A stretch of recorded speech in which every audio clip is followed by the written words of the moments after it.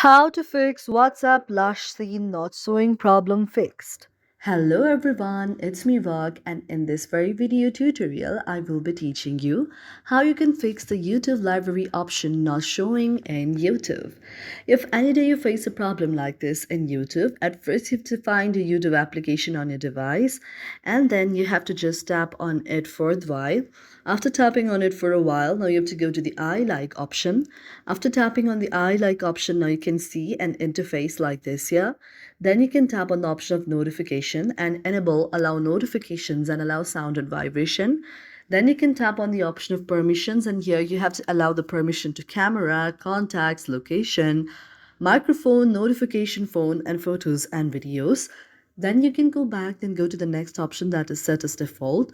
Here you have to enable, open the supported links, and then go back again. After going back, now you have to tap on the option of storage here. After tapping on storage, you have to go to the option of clear the cache and then go back again. Then tap on the option of app details and store. After tapping on app details and store, if you see an interface like this here, you have to tap on the option of update if you see any option of update, and your problem will be solved.